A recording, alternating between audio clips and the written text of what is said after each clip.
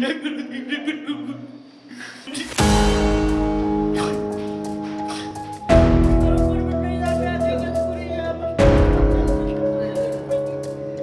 মাসে 20,000 টাকা লাভের আশায় মেয়ের বিয়ের জন্য জোগাড় করা 11 লাখ টাকা দি নিউ বেসিক MCS এ বিনিয়োগ করেছিলেন আবুল বাশার। টাকা তুলতে এসে দেখেন কোম্পানি লাপাত্তা। আমার ঘরবাড়ি মাইয়ের ঈদে বিয়ের কথা বলতে চলে, আমি গদ্দর করে মিটাইটা দিয়ে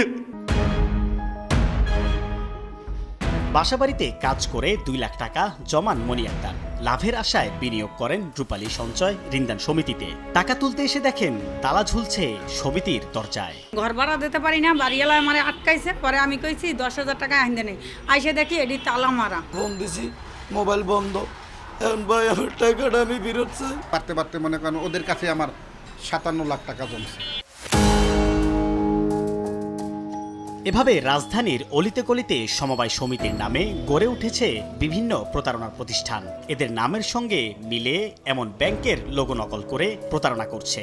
এর মধ্যে মধুমতি, রূপালী, সোনালী ও বেসিকের চেয়ারম্যান এবং এমডির সাথে যোগাযোগ করলে নাম্বার বন্ধ পাওয়া যায়। এদের মধ্যে আছে পারিবারিক সম্পর্ক।